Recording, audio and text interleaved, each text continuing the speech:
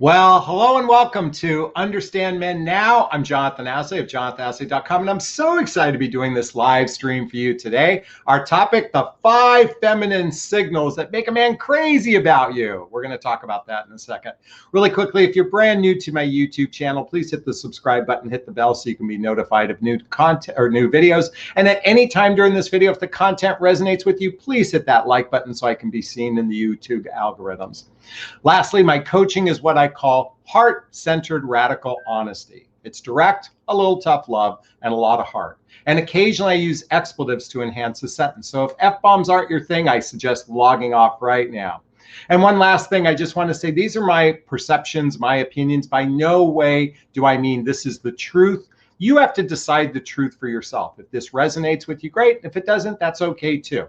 But I just want to give you a heads up. These are my perceptions and my opinions. Really quickly, I got to take care of one last thing here. And that is, okay, on Instagram. All right, so let's jump into the topic of the five feminine signals that make a man crazy about you. So you know what's so interesting to me is that the dating, mating, and relating realm is mixed with a variety of different people. There are people looking for a serious relationship. There are people looking for a casual relationship. There are people looking for friends with benefits relationships. Sometimes people are just out on a date because they want a free meal. It really covers the whole gamut. And I tend to be more focused on folks who are seeking partnership. I'm going to repeat that. Folks that are seeking partnership with one another. In other words, whether it's living together, getting married, or having some semblance of partnership with one another, most of my advice or most of my perceptions or opinions are based on that desire. So when someone's in that space, they're a lot different in the dating, mating, and relating realm versus those people that are seeking casual or haven't even made up their mind what they want. Let me repeat that. There is a lot of people out in the dating, mating, or relating realm that haven't even made up their mind what they want. They operate from the premise of, I'll believe it when I see it. I'll believe it when I see it. I'll believe it when I see it. My premise is more like this. When you believe, you will see it. When you believe, you will see it. When you believe, you'll see it. And when you start with the belief that you want a partnership in life, you operate differently when it comes to going out there and finding a mate for yourself. Okay, with that said, I've witnessed a lot of women who give their power away in the dating, mating, and relating. I keep saying dating, mating, and relating. I mean, it's kind of alliterative, but I say that I see women continually give their power away to men. And they do it in a variety of ways. They're waiting for the guy to always initiate contact. The relationship is all based on his terms. Or worse, they're afraid to speak up to a guy because they're afraid he will leave the relationship. And nothing about what I just shared with you is sexy to what I'll call a high value man. I repeat that, what I call a high value man. High value man, basically, or woman, we can say this, for the most part, has their shit together. In other words, they have their life together. They're not in constant chaos in their life. Maybe they're not going through a contentious divorce. They're not going through job issues. And I mean this not from a situational perspective, because a lot of people lost their jobs during COVID and whatnot. But I mean, life is in chaos. Well, that's not a high value person. And what I mean by high value, I simply mean it in the context of differentiating people that are seeking partnership in life versus those that are kind of walking around going, I don't know what I want. I don't know what I want. I don't know what I want. And so coming from that perspective, and it's not just about having their life in order. They have a sense of emotional IQ. They actually take care of their physical health. So those are the type of people that I want most. Let me rewind that. I'm encouraging, at least my female audience, to focus on those types of guys, those guys that are actually intentional, those guys that want partnership versus those guys that I don't know what I want. I don't know what I want. I don't know what I want. I want companionship. I want connection. I want sex, but I have no idea what I want to do in a relationship.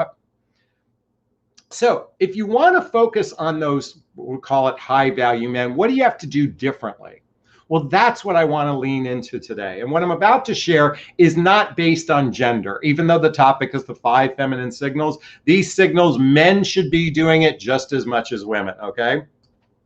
And it really centers around what I call emotional maturity. Emotional maturity. If you follow my work, you're very familiar with my relationship iceberg. And for those on Instagram, there it is. And for those in YouTube, I want you to take a look at that, the relationship iceberg. And at the top is chemistry. It's the tip of the iceberg. And below that is shared values, blendable lifestyles, and emotional maturity.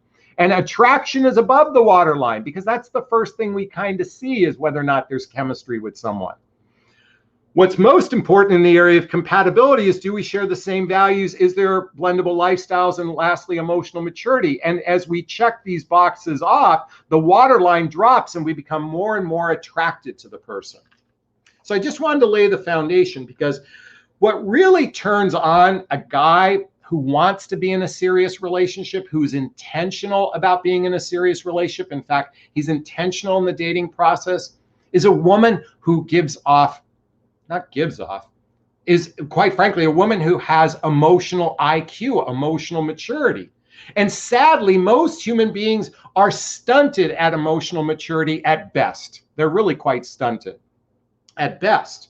And I know a lot of women think that they're far more emotionally mature than men, but I can tell you from witnessing this over and over again, for every guy that you think is emotionally immature, there is a woman who's emotionally immature. So if all men are emotionally immature, then all women are emotionally immature. But that's not the case. Just most people are stunted in emotional maturity because they're suffering on the inside. They're suffering on the inside. In fact, the #1 emotional health issue facing everybody, and dating triggers this like nobody's business, is I'm not good enough, I'm not lovable, and I'm not likable. This is oftentimes a result of childhood wounds and traumas, or adult traumas that go unhealed.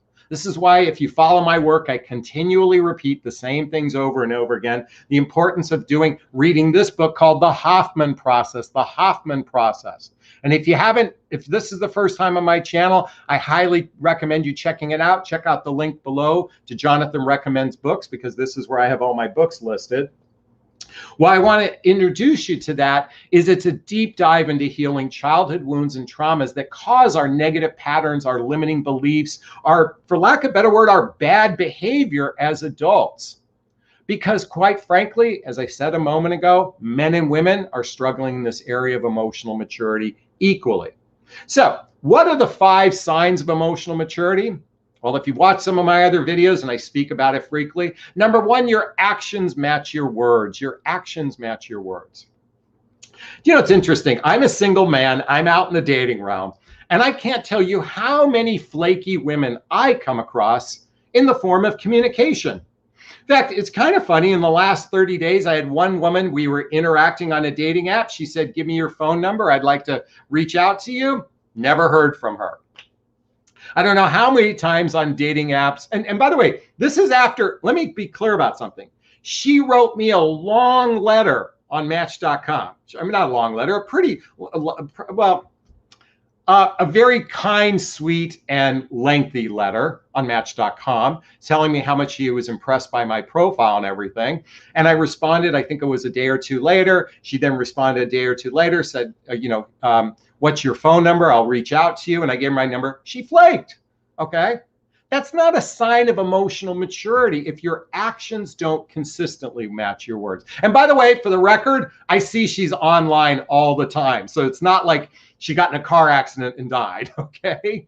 And that's just one of them. I mean, I could go through list after list of examples of how women's behavior is no different than male behavior in that the actions don't match their words. So someone like me who considers himself high value, and I give myself that label, humbly speaking, and believe me, I'm a train wreck as much as anybody else out there. I have my issues in the world. But for someone like me, that's a turnoff, okay? #2, you take personal responsibility for your choices. You take personal responsibility for your choices. What's interesting in the dating realm, we oftentimes, when we're going out on dates with someone, we'll ask about their past relationships. And nothing screams victim consciousness like when someone points the finger at their ex-spouse as being the problem and taking no ownership on their part. And I've had circumstance after circumstance after circumstance. In fact, I remember this was about 4 or 5 months ago. I was speaking to the woman on the phone, and she was going on and on about the last guy she dated was a narcissist. But she kept saying, well, I've done the work to heal. I've done the work to heal. The fact that she kept repeating it over and over and over in a 1.5 hour conversation leads me to believe she's not over it. And she took zero accountability for her part in that relationship. I'm not saying this indicative of people that have experienced narcissistic behavior, but unless you have to call a doctor, an attorney, or a policeman, we do have culpability on our part. And a true emotionally mature person has victor consciousness and not victim consciousness as their way of operating. Now, let me be clear about victim. I am in no way meaning if someone has been physically assaulted or truly verbally abused that they aren't a victim to those circumstances, but it's a consciousness. In other words, it's taking no ownership. And what's really attractive that drives a guy crazy, a high value man, is someone who takes ownership in their life. Okay, number 3, I call it fighting fair, fighting fair.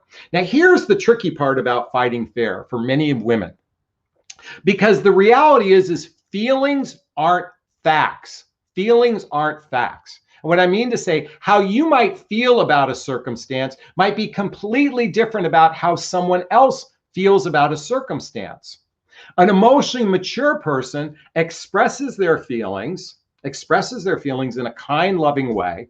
They listen to the other person to allow them to express their feelings. They accept that that other person's feelings might be true for them.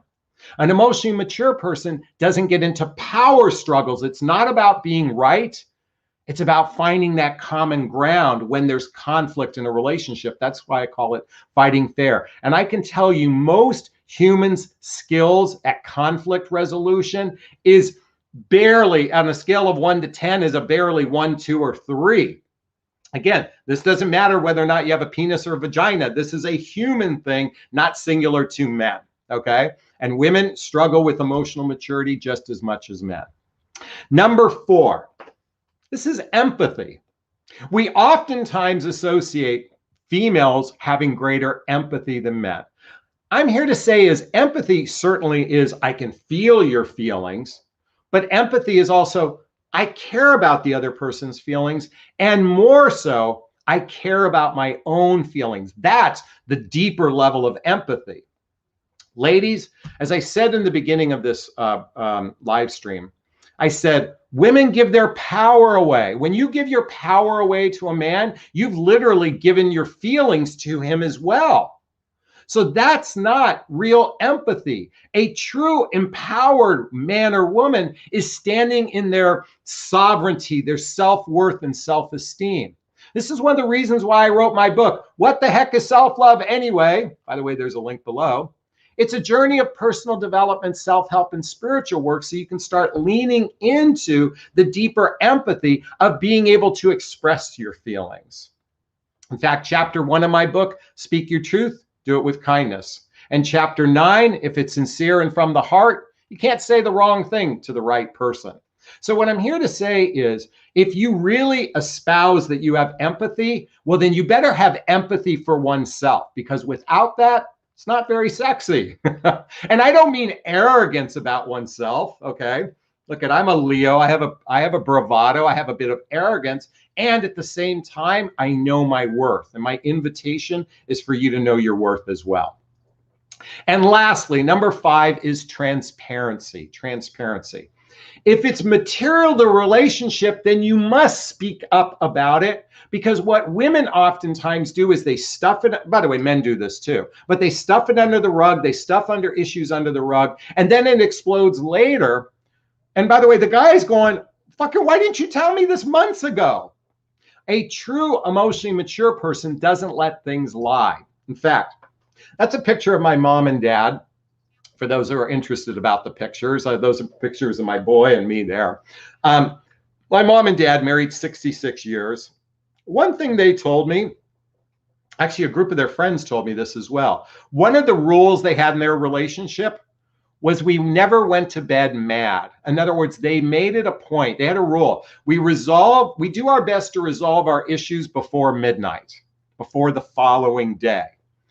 And it served them well. And so my invitation for you folks, especially women who follow my work, is if it's important to the relationship, you must speak up because it benefits him as well as you. But coming back to what I said earlier, you're afraid to do that because you're afraid he's going to leave. And I'm here to say the right guy doesn't leave when you share your fears, your insecurities, and your doubts.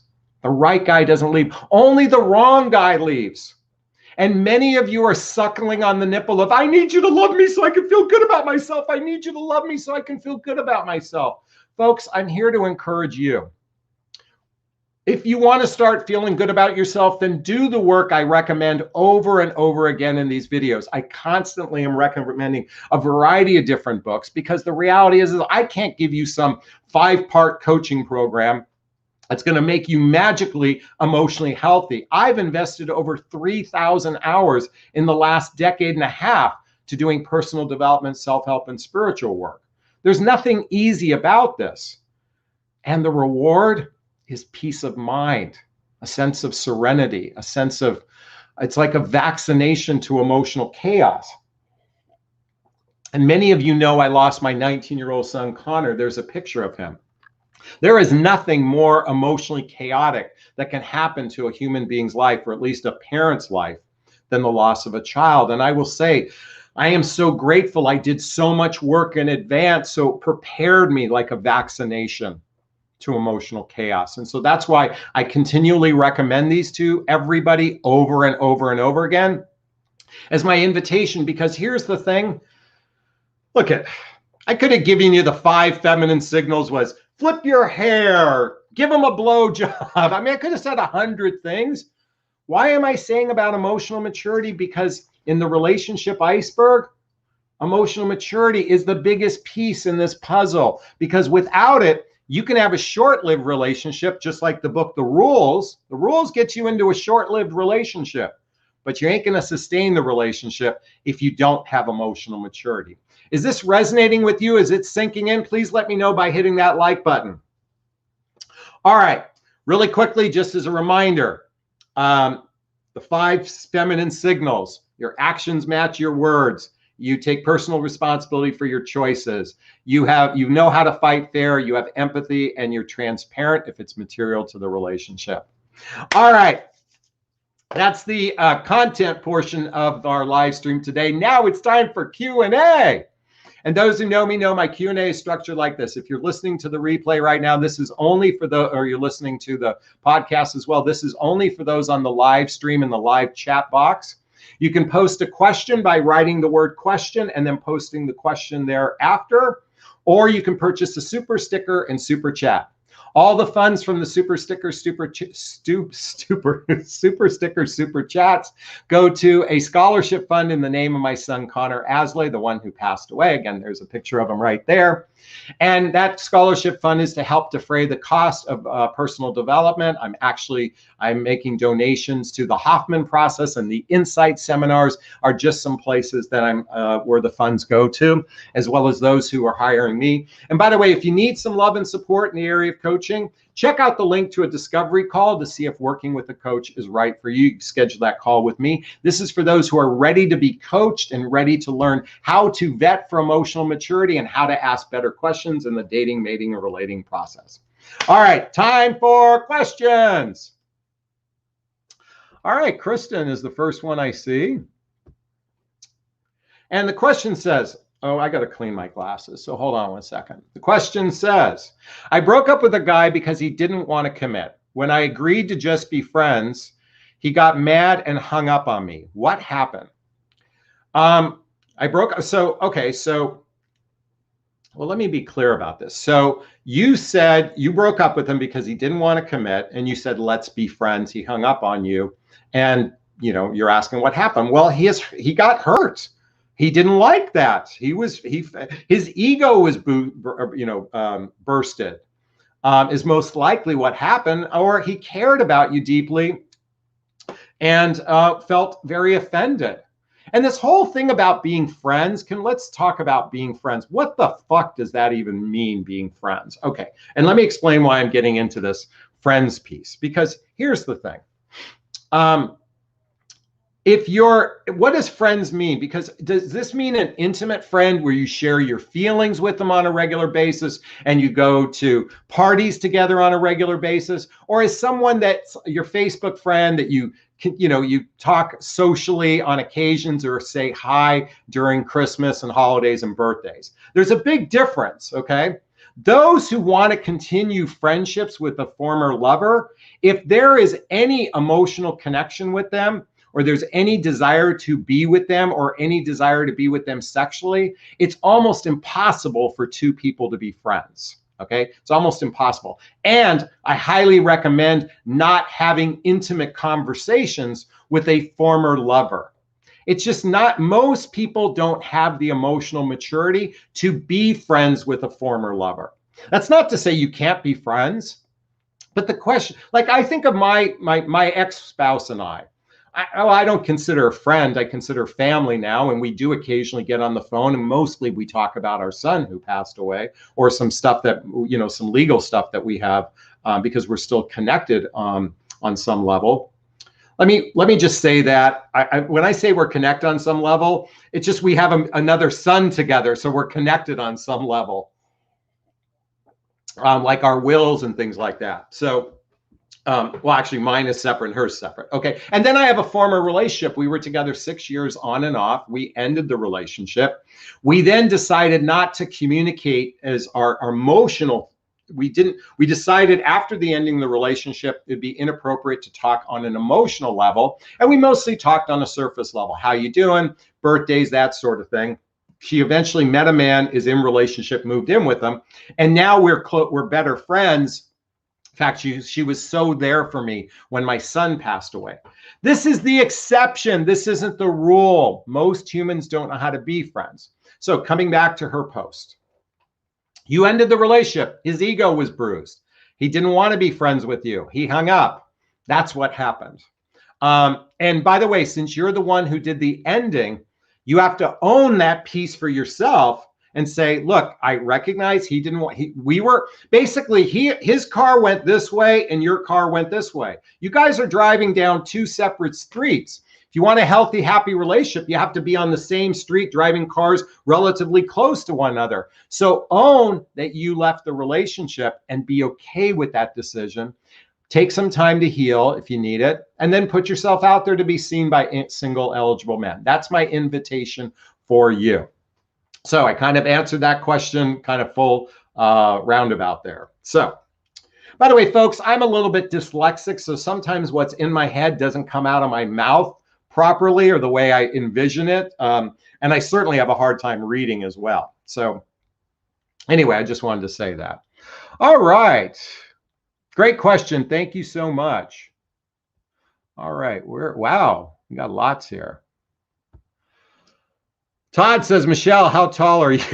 What state do you live in? Look at, even people are hitting on each other on my live chat. I love it. And she says she's in the UK and 5'3". There you go. Deborah says, hi, Jonathan. I'm watching you for the first time. Awesome. Thank you so much. Kay says, a right guy won't make me fear. If I feel fear about a guy, he's not right for me. How is it possible for me to fear a man for a lifetime? There is no future with such a man. Exactly. Well said. Kelly says, I had a very odd day today, but I forgive that guy. He needs healing and love. Forgive yourself. Love. We are all a mirror. Exactly. All right. If you have a question, post the word question or purchase a super sticker, super chat. All right. Michelle wants to know how tall Todd is. I wonder how tall he is. By the way, folks, I'm 6'2", 203 pounds as of today.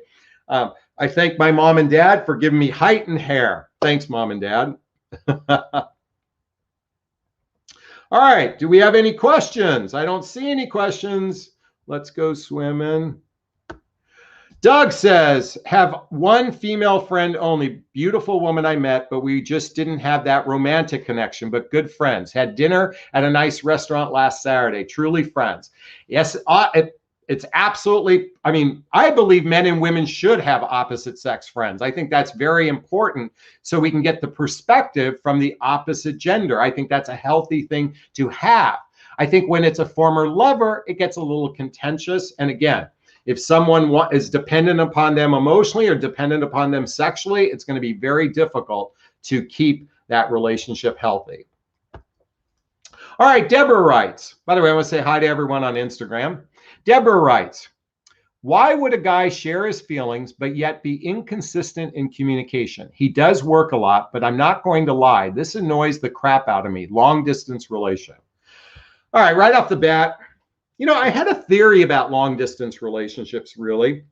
I think a lot of men choose long distance relationships for a couple different reasons. First, and this is the one you're not going to like, is a lot of guys are cheating. So what better way to cheat on your spouse or girlfriend is by having a long distance relationship, especially if you can incorporate work with it. So I'm not saying that's the case, but that's one reason. I think another reason why a lot of men choose long distance relationship is because they appreciate the part-time nature of the relationship. Let me repeat that. They appreciate the part-time nature. In other words, they get to see you. In that time they see you, you get to have this great sex. And then you go back to your respective homes. And then after the guy has, you know, for lack of a better word, ladies, you're not going to like this. They've nailed you one or two times. They're going to communicate less because they know you're hooked. They know you're hooked. And they're going to communicate less because they really didn't want to have incessant communication over and over and over again. I'm not saying men cognitively approach long distance relationships this way. I'm not saying it from a cognitive perspective. I'm saying this from a byproduct of unconscious human beings that choose long distance relationships. So now, let's say he is genuine and he wants a serious relationship. The reality is men don't like being on the phone all day long. Men, by the way, let me say this, ladies, men don't bond through the telephone. Men don't bond through the telephone. I'm going to tell you something. I've had 20,000 hours of telephone calls just in my coaching practice, okay? But I probably have had thousands of hours of phone calls with women I've dated or were in relationship with. I can't remember one phone call. I can't remember one phone call.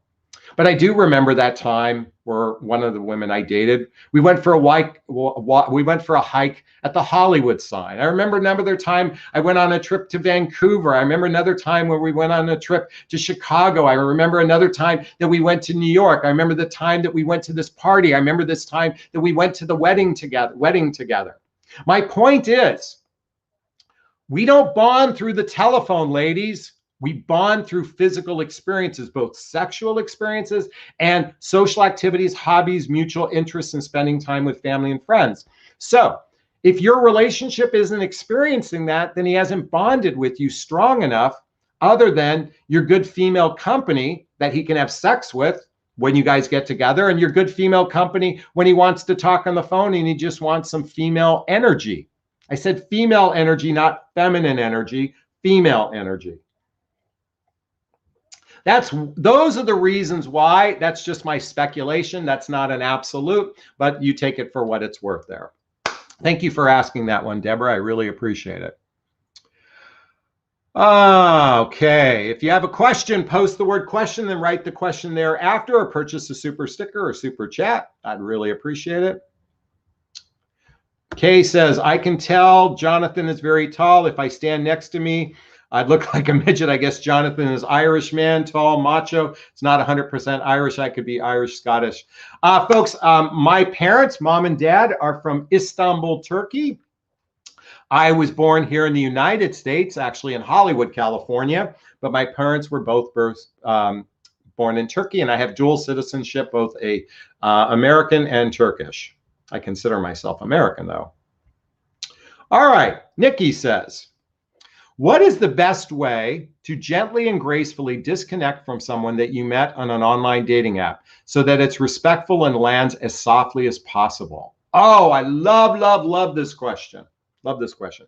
I'm going to do this off the cuff real quick, so let me think about that for a second. Nikki, I'd simply say something like this. In fact, I've done it myself before. And it's easy to, by the way, if you're not going to see someone you really didn't date, listen, folks, unless you've had sex with someone, and even if you've had sex with someone, if it's in the first 30 days or the first 60 days, these days, you don't need to get in your car, drive to their house to say, oh, by the way, I'm breaking up with you. We don't need to do that. We can do that via email or text messaging. There's no need when there isn't a true formed relationship together to actually do it face to face or even over the phone, although that's one method. But if you decide to do it over the phone or text message, you could simply say something like this. Tim, I just want you to know how much I appreciated the time to getting to know you.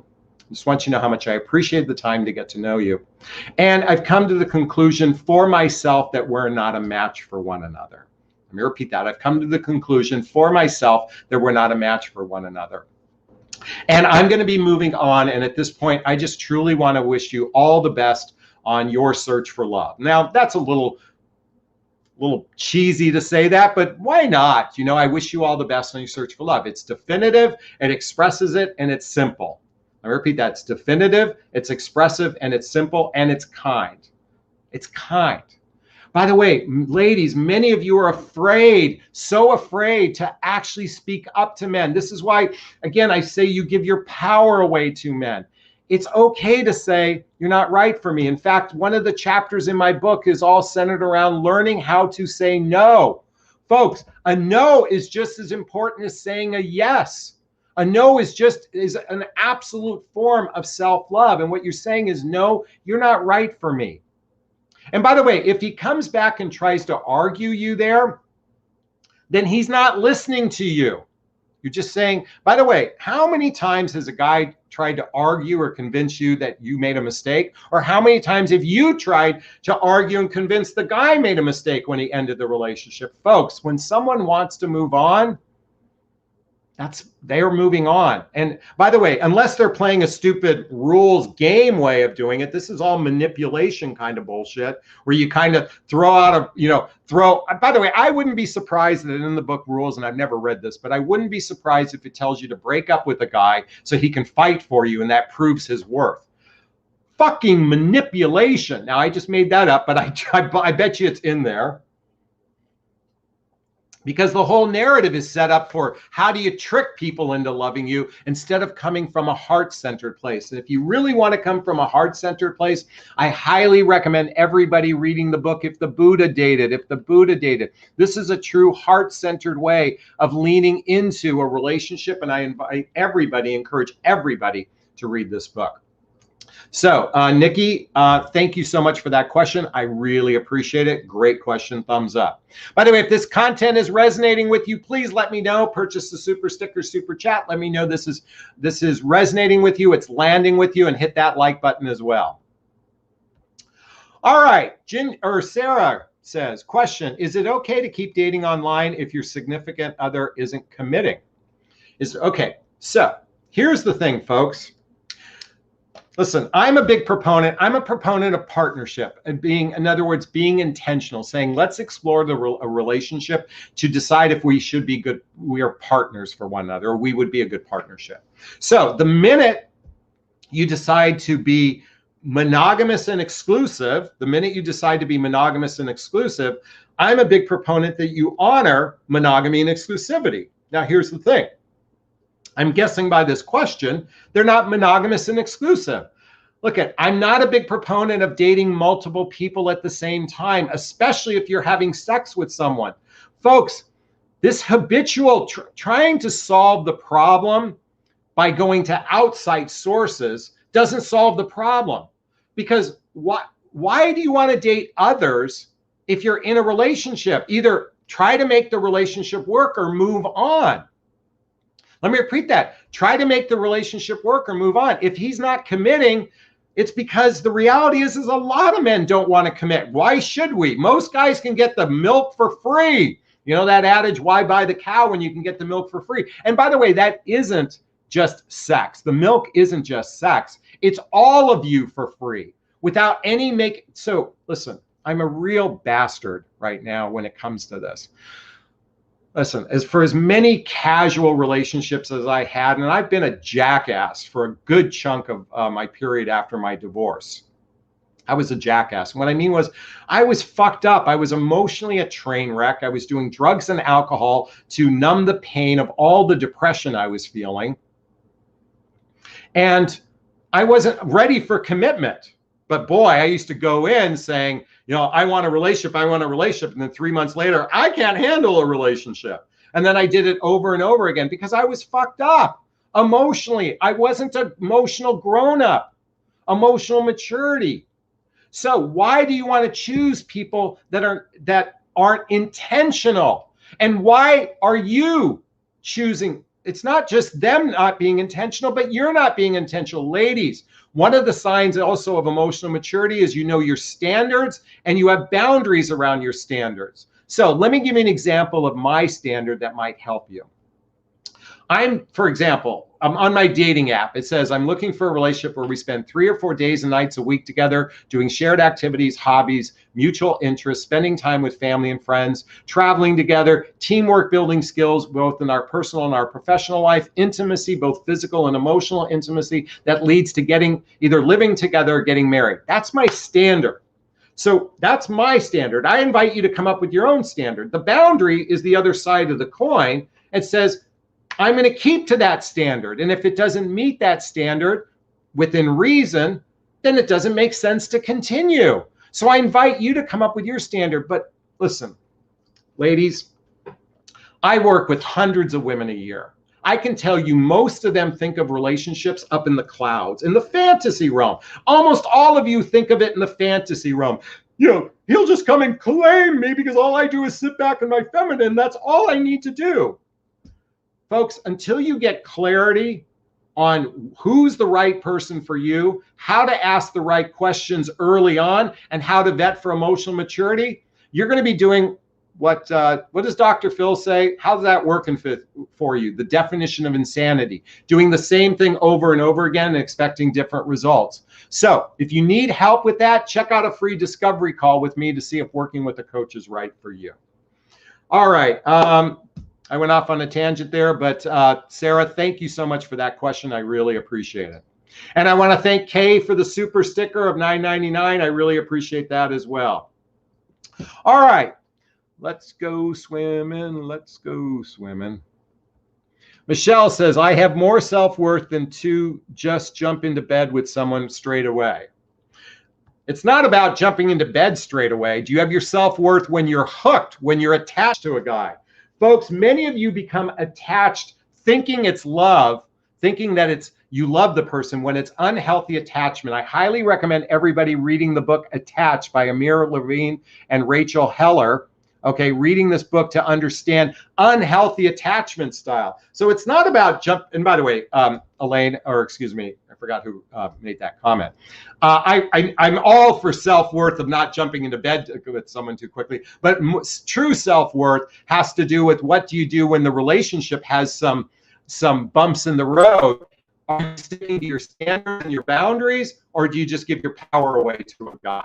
That's true self-worth. If you're holding on to your power, your self-worth, self-esteem, and self-confidence. Thank you, Michelle. I appreciate that. All right. And by the way, Magwad, the free discovery call is to see if working with a coach is right for you. So it's a call to decide if you want to hire a coach. All right, Judy says, how do you recognize a scammer on a dating site?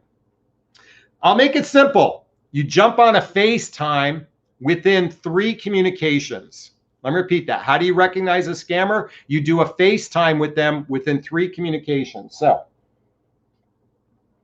first communication goes back and forth. Second communication goes back and forth. By the time you give out your phone numbers, you arrange a Zoom call, a FaceTime call. That's the best and fastest way because scammers who live in Nigeria aren't going to get on FaceTime with you. Those scammers that are using my photograph, and by the way, my photograph gets stolen hundreds of times a week.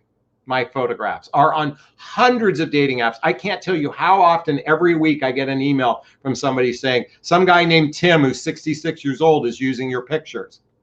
Folks, get on a FaceTime right away. That's the simplest way to avoid a scammer, because you can't, by the way, typical things are they're oftentimes widowers and they're oftentimes traveling, but a legitimate widower could be traveling. You get on a FaceTime right away, and then you don't give them any attention until you actually get on FaceTime. That's the best way to avoid being scammed, not avoiding a scammer, but being scammed. And never, ever, ever give money to a guy over the internet that you haven't met. I can't tell you how many women have given away tens and thousands, if not hundreds of thousands of dollars to men who are scam artists. So, all right, let's go swimming. Oh, and Sin, thank you for the super sticker. I appreciate that. All right, Kelly writes, long distance relationship is either a yes or a no. Relocation will always come up. If you don't want to relocate one day, then you have your answer. It could work, but compromises are a must. Folks, let me tell you something. It is a waste of time to get into a long distance relationship if you don't have a plan of how you're going to take distance short together. But it amazes me how few of you will talk about that, but you'll let the penis inside the vagina without putting up much of I was going to say a fight, but basically, by the way, the other benefit of long distance, it's almost guaranteed that when the guy comes out to see you or you come out to see him, you're going to have sex together. And I will tell you, a lot of guys will travel to get laid once and will never see you again. I mean, and you might think, why would they do that? Because we can. Yeah, it's rare that two people, when they hook up, because that's what a long distance relationship oftentimes is, a hookup. I'm not saying all the time, but oftentimes it's a bubble. They have sex, and then the guy does the dysfunctional moonwalk. And how do I know this? Because I did it lots of times. I'm not proud of it. I'm not proud of my behavior. I was a train wreck. By the way, what you really want to determine is how fucked up a guy is. That's why schedule that discovery call with me, because the reason why I teach you how to vet for emotional maturity, because I was the guy you didn't want to date. One of the reasons why I'm a dating coach and I shout the way I do, because I've been the guy you shouldn't be dating. I've been the guy you shouldn't be dating. So I can recognize the behavior of men who are dysfunctional, and I want to help you avoid it. Look, I've often said I'm your big brother. If I could be there on a first date with the shotgun and point it at the guy and say, what's your intentions? I wish I could do that for you. You've got to learn to do that for yourself. And this is why I shout at the top of my lungs. So maybe you shift behavior and start going, wow, the definition of insanity is if I do the same thing over and over again, I might not get that different result that I fantasized about. Folks, many of you are suckling on the fantasy of what a relationship is without understanding the mechanics to a healthy, happy relationship. This is why I continually recommend the book, 8 Dates by Drs. John and Julie Gottman. 8 Dates by Drs. John and Julie Gottman. I highly recommend reading this so you can understand the mechanics to a healthy, happy relationship. Because when you understand the mechanics, you're less likely to fall for a relationship that isn't real. Kelly, thanks so much for bringing that up. I appreciate it. Sin, thank you for that super sticker. I appreciate it. All right, question. Let's go swimming. Sin says, how long do I wait and how do I approach a new guy about reading 8 Dates with me? How long do I wait? How do I approach it? So here, listen, by the way, my perceptions goes against all the rules of most every one of the dating coaches out there. Because most dating advice is manipulative. I'm a little bit different. I am encouraging intentionality and radical honesty. Let me repeat that. I'm encouraging intentionality and radical honesty. So if two people start spending time together, you've gone on 1, 2, 3 dates, you absolutely establish somewhere between the first date and before you have sex together what specifically you're looking for in a relationship and what does commitment look like for you. I'll repeat that. You establish what you're looking for in a relationship, what does commitment look like for you.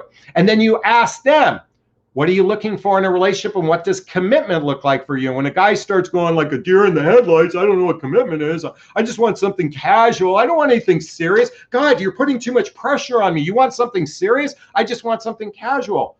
Folks, you have every right to desire something serious, especially if you're going to be fucking each other. Gosh, I'm not against casual sex, but at least be upfront about it for yourself. If that's not what you want, then be intentional right from the get-go. So, about the book 8 Dates, the reason why I recommend this, if two people, I'm very upfront. If by the time I have sex with someone, I'm assuming I want to spend time with them, I'm saying that, and I want to explore a relationship, that's about the time, somewhere between the 4th date, the 10th date, or within the first 90 days. By the way, these are for people that are seeing each other on a regular basis. The long distance relationship, those are cluster fucks, as I said before. So you take your risk with the long distance. You better be really intentional, and you better have a plan on how to live close by. And folks, I got to crack up for a second. I don't know how many of you have reached out to me. Jonathan, I'm in a relationship for 7 months with a guy, and I need some help getting commitment. I'm like, great. How often do you see each other? Oh, I've only seen him once in 7 months. Folks, once in 7 months isn't a relationship. It's a pen pal. Many of you are in pen pal relationships and not relationships, not day-to-day, face-to-face relationships. And by the way, everyone who knows my work knows this. It takes 100 hours of face-to-face time just to hit level 1, stage 1 of trusting another person. It takes 100 hours of face-to-face time doing shit together. And face-to-face time doesn't count the weekends. I'm talking about where you spend, 72 hours together. I'm talking about the max you get is 8 hours a day. So when it's going to take 20 days, 10 8-hour days, roughly about 13 8-hour days, 13 8-hour days to establish the first layer of trust. But you build trust faster and you build intimacy much faster when you read this book. Let me just say this. A lot of you are reaching out to me saying, Jonathan, thank you so much for recommending this book. The guy I'm dating is reading this book too, and it's really helping us decide if we're a right fit for each other. It's interesting. When I got married, we did, the pastor that was marrying us, we did some couples counseling. And it was a rudimentary version of 8 Dates. I mean, really base level version of 8 Dates. And I could give two shits about it at the time. In retrospect, I wished I did it because we were so not right for each other. The way, a lot of things about us weren't right for each other. I wished well, actually, I don't wish it because I'm so grateful for both my boys, even, oh shit, now I'm going to get sad. Even my son who passed away. I am grateful for the relationship, even though it didn't go the distance. And so, all right, come back.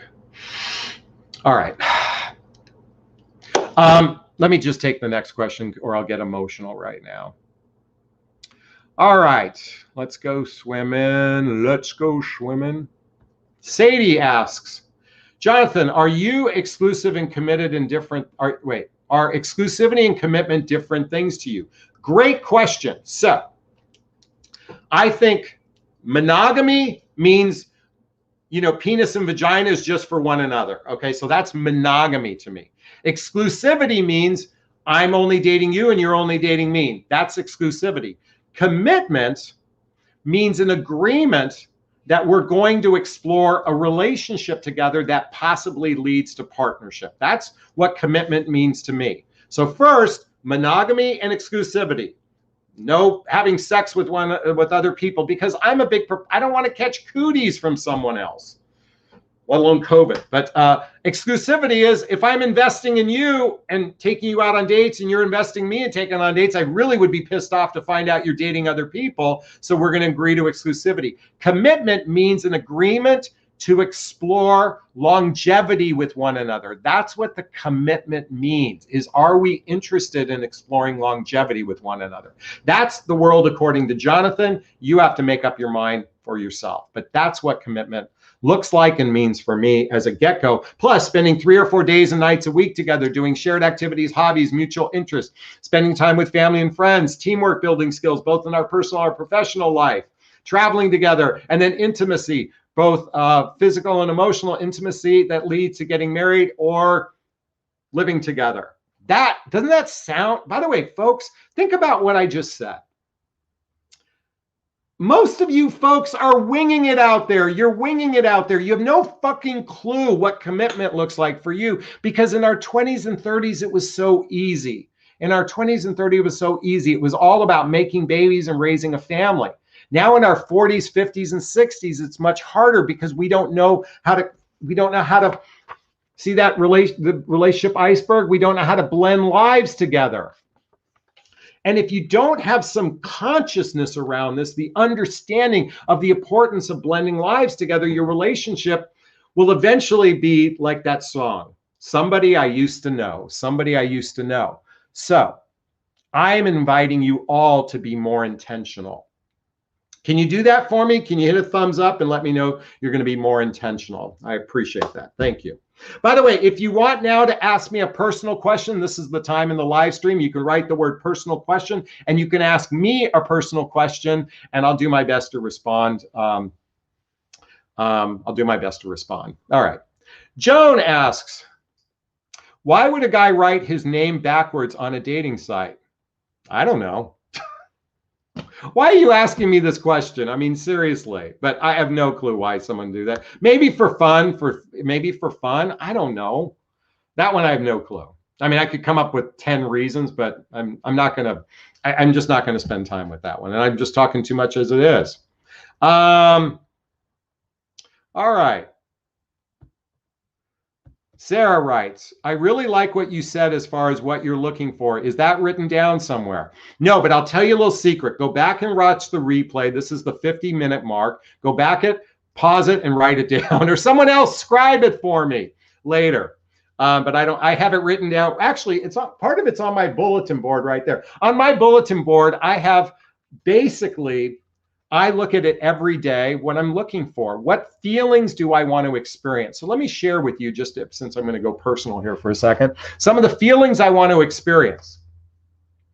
Adoration, mutual adoration for one another, mutual admiring, mutual respect, mutual attraction, mutually feeling safe with one another, mutually accepting one another, mutual rootedness, mutual fun, mutual spontaneity, a mutual giver, mutual teamwork, mutual depth, mutual growth, mutual intimacy, mutual flexibility, and mutual love and laughter. I wrote that, that's on my bulletin board. Now I say mutual, I mean, it's specific to her, but I'm saying it's mutual because I want her to feel those same things. I am not asking for anything less than how I'm going to show up in relationship. Let me repeat that. I'm not asking for anything less or more than what I'm willing to show up in relationship in. And my invitation is for you to decide what you want and then truly ask yourself, are you willing to show up that way? A lot of people want more. By the way, Elizabeth Gilbert, who wrote the book Eat, Pray, Love, said the average American is the most narcissistic dater on the planet. They want their best friend, their best lover, the most financially stable, everything perfect, and yet they're not willing to show up perfect like what they expect. We are suckling on the nipple of, I need you to be better than me. A lot of people, instead of saying, I'm going to show up, everything I just described is how I'm going to show up. And I just want my mirror. Where's Kelly that talks about mirrors? That's what I'm asking for. I'm going to tell you something funny. The other day I was thinking to myself, what would it be like to date a really good looking version of me? Not a guy, a girl, a woman, I should say. What would it be like to have someone who's just like me, but she's just better looking?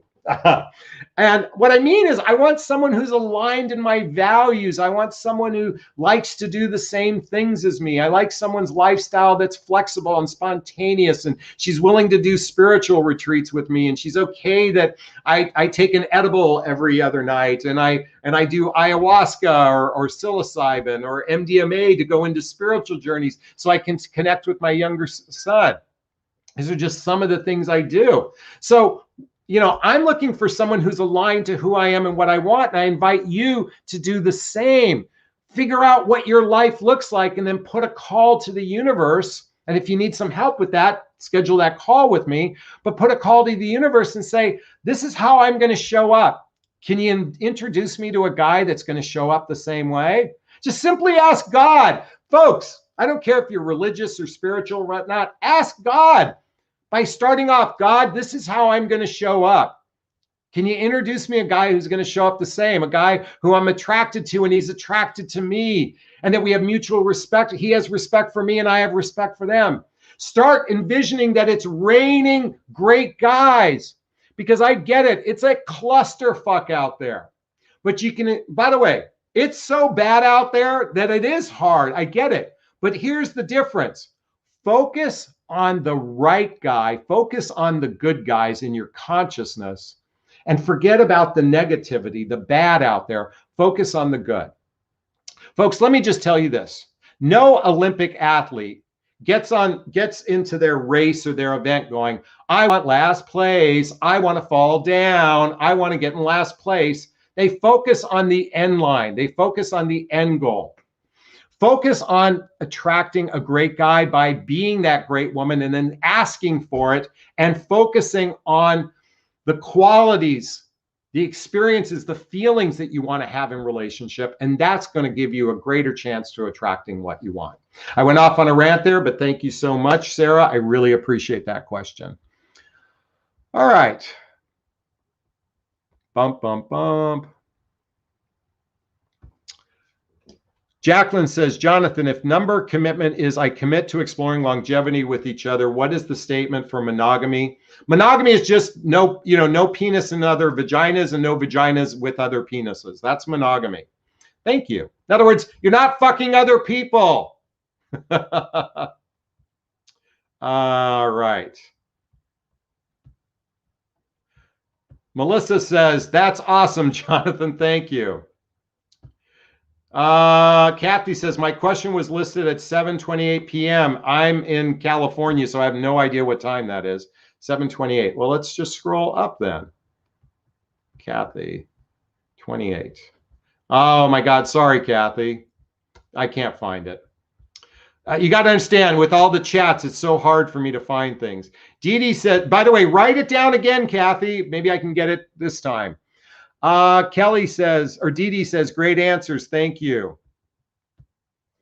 Pamela says, personal question. Do you have to leave the country for ayahuasca experience? No, thankfully not, but I can't tell you where to do it. But here's, even in Los Angeles. Los Angeles is a pretty open space, and they don't bug you for shit like that. But no, you don't have to go outside. But I have been thinking about going to Peru to do it as well. So Pamela, thank you for that.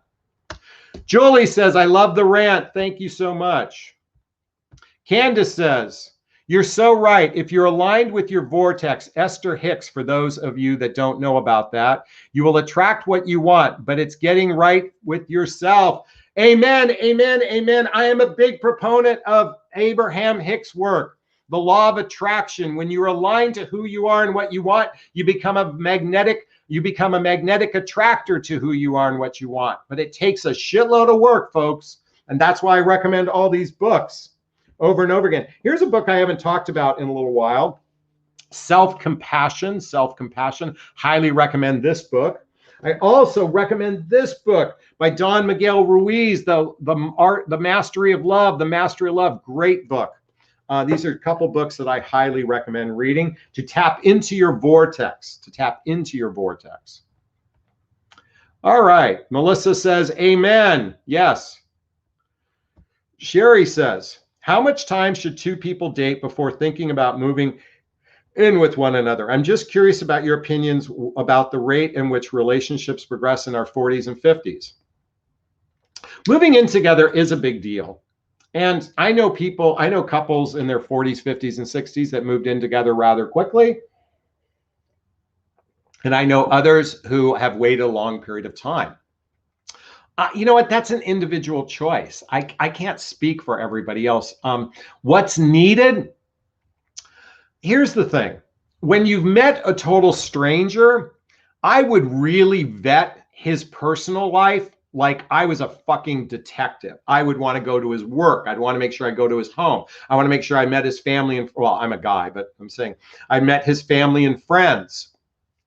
I would want to have really done my homework on this person before I ever commingled my finances with someone who's a total stranger, where you have no familiarity with them. You're going to want to be a fucking detective. I mean, get his credit check too. By the way, you have to do that to move into a place anyway if you rent. So I'm just throwing that out there. That's just off the cuff, but that's what I would recommend, is really vet the person. Great question, Sherry. Thank you so much. All right. Bump, bump, bump. Let's go swimming. All right. Do you have a personal question for me? JC says, I have a huge problem leaving my partner. I think he is a negative person. He is abusive, and I believe he's a narcissist. Advise me. What's the definition of insanity? Or let me go back to the Dr. Phil. How's that working for you? Folks, everybody reading this would say to you, JC, break up, end the relationship. So that's the simple answer. Break up and end the relationship. But for some reason, you can't. I would recommend going to the Hoffman process. Listen, your life is worth $5,000. Your life is worth $5,000, especially what you're experiencing. The Hoffman process up in Northern California is an 8-day deep dive into healing childhood wounds and traumas. That's why when you go to this, I promise you, you will have the strength to break up with him. You will have the strength to break up with him if you do this work. I promise you, you will. In fact, a lot of people go the Hoffman process and they get divorces because they finally realize I'm with the wrong person. So I'm here to invite you, get busy living or get busy dying. That's a line from the movie Shawshank Redemption. Anyone like the movie Shawshank Redemption? Let me know. But that's my invitation for you. All right. By the way, I'm assuming you're not married. So because that, and by the way, that still would be a good reason to end a relationship based on what you've just shared. All right. Our last chance to ask questions. Write the word question. Write the word question or a personal question and then post the question so it's easier for me to find, folks. All right. Robin says, I love the Shawshank Redemption. Pamela says, one of the best movies. Oops. Pamela says, one of the best movies ever. Exactly. All right. Well, we don't have any more questions, so it looks like we're going to wrap up for today. It's your last. Oh, Catherine says, should you tell a man you vetted him? What if he gets angry? If someone gets angry for you protecting yourself, what does that say about his character? If someone gets angry for you wanting to protect your heart, to protect your finances, to protect your life, why would someone get angry at that?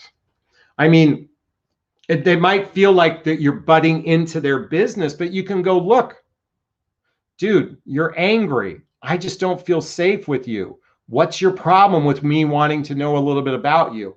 People that get angry over what I consider some very healthy things to do, that's not called a red flag. That's called a deal breaker.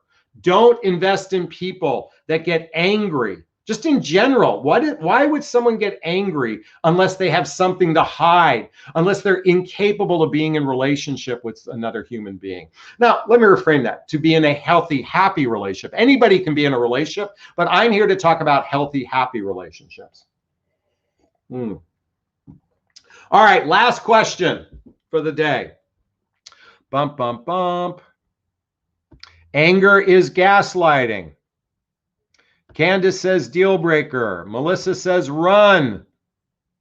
JC says I agree.